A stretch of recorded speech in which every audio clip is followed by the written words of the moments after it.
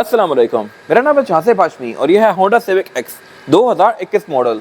Honda civic world wide और पाकिस्तान में भी अपने लुक्स की वजह से बहुत ज़्यादा फेमस है और ये गाड़ी फीचर्स भी कंपैरेटिवली इस एरा की किसी भी कार से ज़्यादा ऑफर करती है। बेशक वो रिबॉर्न हो, रिबर्थ हो, सिविक एक्स हो या फिर 11 जनरेशन हो, अपने टाइम की सिविक बेस्ट कार होती है अपनी कैटेगरी में and this car is no different. Civic को चूज़ करने के लोगों के पास जो मेन वजहें होती हैं वो है इसकी लुक्स और इसकी ड्राइव।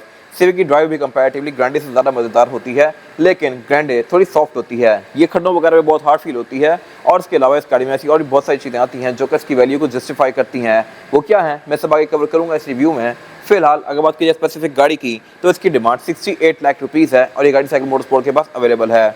अगर आपने इस गाड़ी के बारे में कोई इन्फॉर्मेशन लेनी है तो आप किसी नंबर पर कॉल कर सकते हैं या फिर आप साइकिल मोटरस्पोर्ट को विजिट कर सकते हैं। साइकिल मोटर्स की टोटल 2 ब्रांचेस हैं, एक DH2 के गेट 1 के ऑपोजिट और फिर रावलपिंडी में मरी रोड पे लोकेटेड है।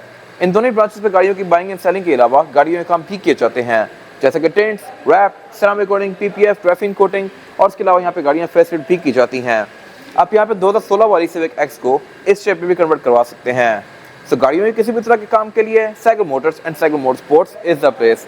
Overall, it's a great Civic, and today I'm going to review it. Let's start with the exterior of this car. Looks के लिहाज से ये गाड़ी काफी aggressive है और अपने टाइम पे सबसे ज़्यादा फीचर ऑफर करती थी।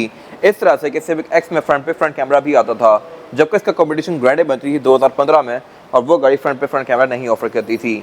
इसके अलावा हेडलाइट इस गाड़ी की इनिशियली हैलोजन में आती थी, इसको एक बार फेसलिफ्ट किया गया था 2019 में और 19 के बाद से इस गाड़ी में हेडलाइट्स ये LED वाली आने लगी थी जो कि इसकी लुक को बहुत ज़्यादा बेहतर बनाती हैं और इसमें फिर ये DRL भी आती हैं जो कि अगेन इसकी लुक में अच्छा टच ऐड करती हैं। बाकी अगर बात कीजिए इसके फ्रंट की तो फ्रंट पे कट लाइन्स काफ़ी स्ट्रॉन्ग दी गई हैं और ये इस गाड़ी का क्योंकि 1.8 ओरियल वेरिएंट है तो इसमें ग्रिल क्रोम में आती है। इस एरा में एक और वर्जन भी आता था इस गाड़ी का सिविक RS और उसकी ग्रिल ग्लॉस ब्लैक में आती थी। वो गाड़ी इंजन कंपैरेटिवली से बहुत तेज ऑफर करती थी और इसमें कुछ और एक्स्ट्रा फीचर आते थे जो कि इस गाड़ी में नहीं है। इसके अलावा फेसलिफ्ट के बाद से इस गाड़ी के फॉग लेंस को भी LED में कर दिया गया और पार्किंग सेंसर वगैरह इस गाड़ी में नहीं आते। इसके बाद अगर बात कीजिए इस गाड़ी की साइड प्रोफाइल की तो ये भी लुक्स के लिहाज से काफ़ी अग्रेसिव है। यहाँ पे कट लाइन्स काफ़ी स्ट्रॉन्ग दी गई हैं और इसके अलावा इसके फ्रंट से कट लाइन्स शुरू होकर इसकी टेल लाइट्स लग जाती हैं। अगर बात कीजिए फीचर्स की तो ये भी इस गाड़ी में बेहतर कर दिया गया था as compared to pre facelift version. इस तरह से कि इसमें साइड मिरर रिट्रैक्टेबल आते हैं और में ऑटो वाला फीचर भी है, यानी कि गाड़ी को लॉक अनलॉक करने के साथ साथ फोल्ड और अनफोल्ड होते हैं। इनिशियली ये ऐसे फोल्ड अनफोल्ड नहीं होते थे। फिर इसके अलावा अगर बात कीजिए इस गाड़ी की साइड मिरर की तो इसमें ये इंडिकेटर भी दिया गया है, लेकिन इसके अलावा कोई खास फीचर्स नहीं आते। सिविक 11 जनरेशन में यहाँ पे फीचर्स और भी ज़्यादा इंप्रूव कर दिए गए हैं। फिर इसके अलावा ये गाड़ी सॉफ्ट अनलॉक भी ऑफर करती है। यहाँ पर एक बटन दिया गया है जहाँ से आप इसको लॉक या अनलॉक कर सकते हैं और इसमें विंडोज़ के आसपास ये एल्यूमिनियम की फ्रिल्स दी गई हैं जो कि इसकी लुक को बेहतर बना रही हैं। और अगर बात कीजिए साइड प्रोफाइल की तो ये गाड़ी एक मिड साइज सेडान है। इससे छोटी गाड़ियाँ यारिस वगैरह होती हैं, यारिस सिटी, वो साइज में से कॉम्पैक्ट होती हैं और अगर डी सेगमेंट सेडान की तरफ जाएँ तो वो सनाटा बनती है। ये गाड़ी मिडल में आती है और कंपटीशन के लिहाज से इसके 3 मेन कंपटीशन है, होंडा एलेंट्रा, ग्रैंडे और फिर ये गाड़ी। मेरे ख्याल से लुक्स के लिहाज से सबसे ज़्यादा लग्जरियस ये गाड़ी लगती है और इसके अलावा फीचर भी अपने टाइम पे ये गाड़ी बेस्ट ऑफर करती है। इस तरह से कि इसमें सॉफ्ट अनलॉक वाला फीचर था जो कि ग्रैंडे में नहीं था इस एडा में। इसके अलावा इस गाड़ी का फ्यूल टैंक भी आप यहीं से ओपन कर सकते हैं सिंगल टैप से लाइक दिस, जबकि ग्रैंडे में अंदर से रिलीज आता है। बाकी अगर बात कीजिए इस गाड़ी के रिम्स की तो ये फेसलिफ्ट वाले रिम है। इसको एक बार फेसलिफ्ट किया गया था, उसमें रिम ग्रे कर दिए गए थे। हर किसी की अपनी ओपिनियन है, मेरे ख्याल से ये रिम पहले वालों से बहुत ज़्यादा बेहतर हैं। इसके अलावा ये गाड़ी क्योंकि ओरियल है तो इसमें सनरूफ भी आती है। इसका एक्सटेंडेड वर्जन भी आता है जिसमें सनरूफ नहीं होती, वो हार्ड टॉप होती है और बाय द वे सिविक का यूनिक सेलिंग पॉइंट ही इस गाड़ी की सनरूफ है। हर बंदा जो सिविक लेता है वो सनरूफ वाली लेता है, बहुत ही कम गाड़ी होती है जो कि स्टैंडर्ड होती हैं। और अगर बात कीजिए इस गाड़ी के रेयर एंड की तो ये वो एरिया है जहाँ पे खास चेंज नहीं किए गए। ये इनिशियली ऐसा ही था, अभी भी वैसा ही है, लेकिन टेल लाइट इस गाड़ी में काफ़ी मैसिव आती हैं। ये C शेप में है और इसमें अलावा LED पॉइंट्स दिए गए हैं जो कि एंड टू एंड कंटिन्यू करते हैं और इसके अलावा इसका रिवर्स और इंडिकेटर भी हैलोजन में आता है। सिविक की 10 जनरेशन स्पोर्ट बैक शेप में है, यानी कि इस गाड़ी की छत आते आते टेल लाइट तक आ जाती है। अगर आप इसके पिलर्स को देखें तो ये टेल लाइट से कंटिन्यू किए गए हैं जो कि इसकी लुक में काफ़ी डिस्टिंक्टिव सा टच ऐड करते हैं। बाकी बैक पे इसमें फेसलिफ्ट के बाद से एक क्रोम ऐड कर दिया गया था, एक शार्फ एंटीना ऐड कर दिया गया था और यहाँ पे बाकी सब कुछ पहले जैसा ही है। ये गाड़ी बैक पे रिवर्स कैमरा ऑफर करती है और ट्रंक को लॉक करने के लिए नीचे यहाँ पे एक सॉफ्ट बटन दिया गया है।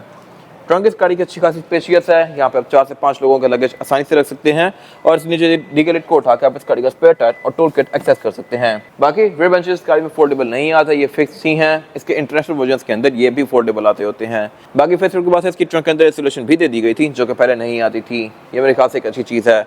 इसके अलावा बैक पे ये ABS और VSA की बजिंग दी गई है जिसकी फुल फॉर्म्स हैं एंटी लॉक ब्रेकिंग सिस्टम और व्हीकल स्टेबिलिटी असिस्ट। इसके अलावा यहाँ पे कुछ खास है नहीं। इसके बाद अगर बात कीजिए इस गाड़ी के इंटीरियर की तो ये भी लुक्स के लिहाज से काफ़ी अच्छा है और फीचर भी गाड़ी बेहतर ऑफर करती है as compared to any other car इस एरा की। इस तरह से कि इस गाड़ी में क्लाइमेट कंट्रोल ऑटोमेटिक आता है। 2015 में ग्रैंडे में ये हाथ वाला आता था। फिर इसके अलावा मीटर भी इस गाड़ी में डिजिटल और एनालॉग का कॉम्बिनेशन है। फिर इसके अलावा ये इस गाड़ी का बेज रूम है। RS में 2019 के बाद से रूम ब्लैक वाला भी ऑफर करना शुरू कर दिया था होंडा ने। फिलहाल अगर बात की जाए इस गाड़ी के स्टीयरिंग व्हील की, तो स्टीयरिंग व्हील इस गाड़ी का 3 स्पोक है और ये सारा ही स्टीयरिंग व्हील प्लास्टिक की फिनिश में है। इसके बड़े वर्जन के अंदर ये लेदर की फिनिश में आता है। लेफ्ट स्पोक को डिफरेंट कंट्रोल्स दिए गए हैं। लेफ्ट स्पोक को जो कंट्रोल्स हैं ये इस गाड़ी के मल्टीमीडिया स्क्रीन के हैं। राइट स्पोक को जो कंट्रोल्स हैं यहाँ से इसका क्लोज इनेबल और डिसेबल कर सकते हैं, लेकिन ये जो कंट्रोल्स हैं ये बड़े ऑफसेट दिए हुए हैं। लाइक स्पोक्स में ऊपर दिए हुए हैं, नीचे बहुत सारी जगह खाली है। और उसकी वजह यह है कि इस गाड़ी के इंटरनेशनल वर्जन के अंदर नीचे यहाँ पे कुछ और कंट्रोल्स भी आते हैं जो कि इस गाड़ी में नहीं दिए गए। इसके अलावा ये गाड़ी पेडल शिफ्टर्स ऑफर नहीं करती। सिविक RS में पेडल शिफ्टर्स आते हैं। इसके अलावा अगर बात की जाए इस गाड़ी के हेडलाइट के कंट्रोल की, तो ये नॉर्मल से ही है, लेकिन इनमें फॉग का कंट्रोल भी आता है क्योंकि ये गाड़ी फॉग भी ऑफर करती है। बाकी वाइपर इस गाड़ी के नॉर्मल से हैं। और अगर बात की जाए इस गाड़ी के मीटर की, तो मीटर भी इसका लुक्स के लिहाज से काफ़ी कॉम्प्लेक्स सा है। सेंटर में एक मेन डायल दिया गया है जो कि इस गाड़ी का स्पीडोमीटर है। स्पीडोमीटर इस गाड़ी में डिजिटल आता है, यानी कि ये गाड़ी आपको किलोमीटर पर आवर में शो करवाती है इन डिजिटल फॉर्मेट। और उसके अलावा फिर नीचे यहाँ पे इसके ऑडोमीटर, ट्रिप्स, एवरेज किलोमीटर पर लीटर, इस तरह की सारी चीज़ें आती हैं जो कि हर गाड़ी में आती हैं। और फिर उसके आसपास RPM दिया गया है। ये design basically Mercedes C class का कॉपी लगता है।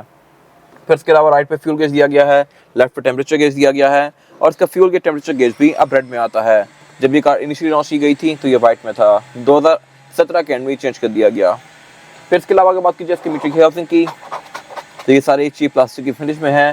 डैशबोर्ड भी इस गाड़ी का सॉफ्ट टच पैडिंग की फिनिश में है और फ्रंट पे गाड़ी 4 इवेंट्स ऑफर करती है और बैक पे भी 4 ऑफर करती है। 2 सेंटर में दिए गए हैं और 2 सीट्स के नीचे दिए गए हैं रेयर पैसेंजर्स के पाउंड के लिए। ये अगेन मेरे ख्याल से एक बड़ी ज़बरदस्त चीज़ है। कोरोला में चीज़ नहीं आती, इसके भी कोई खास इफेक्टिव है नहीं, बट स्टिल यहाँ पे दिए गए हैं। फिर इसके अलावा अगर बात की जाए सेंटर की, तो सेंटर में स्क्रीन दी गई है। स्क्रीन की काफ़ी छोटी सी आती है, सिर्फ 6 इंचेस की, और इसमें फीचर्स डिसेंट दिए गए हैं। इस तरह से कि इसमें ब्लूटूथ, ऑक्स, नेविगेशन, USB और CD ये सारी चीज़ें यूज़ हो सकती हैं। और उसके अलावा फिर ये गाड़ी सेंटर में कैमरा भी ऑफर करती है। इसमें टोटल 3 कैमरास आते हैं, एक फ्रंट पे, एक बैक पे और एक सेंटर में। फिर उसके अलावा उससे नीचे इसका क्लाइमेट कंट्रोल दिया गया है और क्लाइमेट कंट्रोल भी इस गाड़ी में सिंगल जोन ही है और ये डिजिटल है। इसके अलावा फिर नीचे यहाँ पे एक ड्रॉर दी गई है। ड्रॉर के पीछे एक एरिया ओपन है जहाँ से आप कोई वायर्स वगैरह पीछे ले जाके नीचे वाले एरिया में लगा सकते हैं।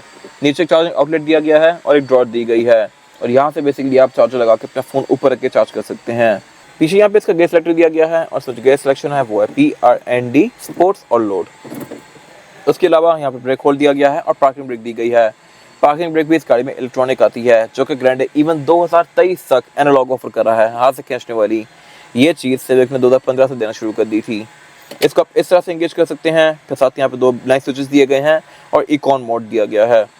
उससे पीछे यहाँ पे इसका फिर कप होल्डर दिया गया है और सेंटर कंसोल दिया गया है। सेंटर कंसोल की लिड को आप इस तरह से स्लाइड कर सकते हैं। आगे करके आप इसको आर्मरेस्ट बना सकते हैं और पीछे करके आप इसका सेंटर कंसोल ओपन कर सकते हैं लाइक दिस। और इसके सेंटर कंसोल की कैपेसिटी भी अच्छी खासी स्पेशियस है। इस कैटेगरी में सिविक सबसे बड़ा सेंटर कंसोल ऑफर करती है। फिर इसके अलावा अगर बात की जाए इस गाड़ी की सीट्स की, तो सीट्स इसकी लेदर की फिनिश में है और सेंटर में एक ये चेकर्ड पैटर्न दिया गया है जो कि इसकी सीट्स को अच्छी लुक दे रहा है। यही लेदर इसका डोर्स के अंदर भी कंटिन्यू किया गया है और इसमें ड्राइवर और पैसेंजर दोनों के पास ही डोर अनलॉकर आता है। स्पीकर इस गाड़ी के डोर्स में 2 फ्रंट पे दिए गए हैं, बैक पे भी दिए गए हैं और इसके अलावा इस गाड़ी की साइड मिरर भी रिट्रैक्टेबल आते हैं, यानी कि मैं इसको गाड़ी के अंदर बैठ के ही फोल्ड और अनफोल्ड कर सकता हूँ लाइक दिस। प्लस इस गाड़ी में दोनों ही फ्रंट विंडो सिंगल टैप वाली आती हैं, यानी कि इनको मैं सिंगल टैप से फुली रोल डाउन क्या रोल अप कर सकता हूँ। इस इराकी किसी और कार में ये दोनों सिंगल टैप वाली नहीं आती और इलेंट्रा में तो बाय द वे सिर्फ ये ऑटो डाउन आती हैं, ऑटो अप भी नहीं होती। मेरे ख्याल से ये वियर्ड चीज़ है।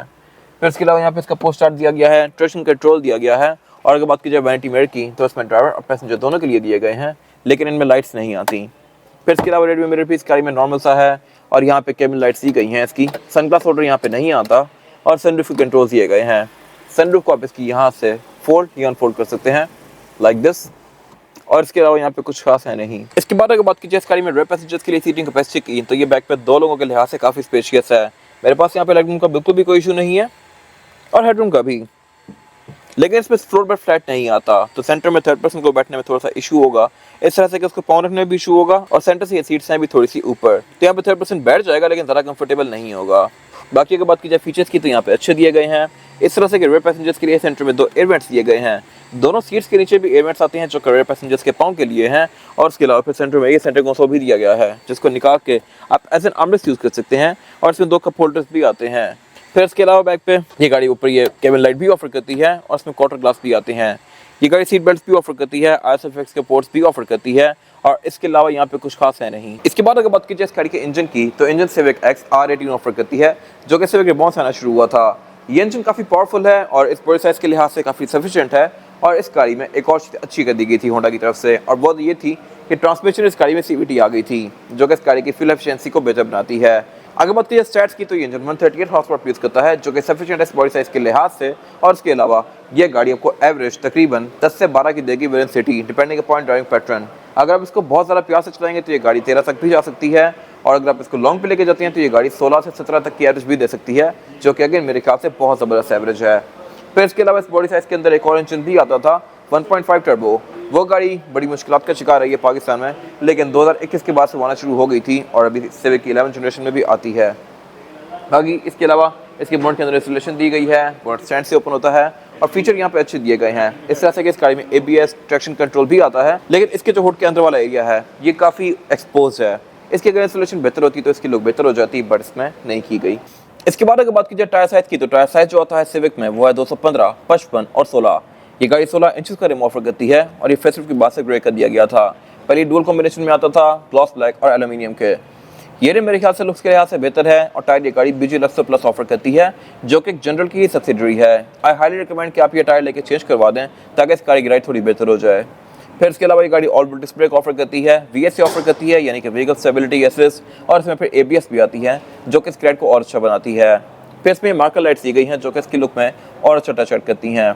यह था आज का रिव्यू। अगर आपको रिव्यू पसंद आया है तो इस रिव्यू को लाइक कीजिए, मेरे चैनल को सब्सक्राइब कीजिए, और अगर आपके पास गाड़ी से रिलेटेड कोई भी राय है तो उसको कमेंट सेक्शन में शेयर जरूर कीजिएगा, ताकि वो लोग जो ये गाड़ी लेने वाले हैं वो आपकी राय से फ़ायदा उठा सकें।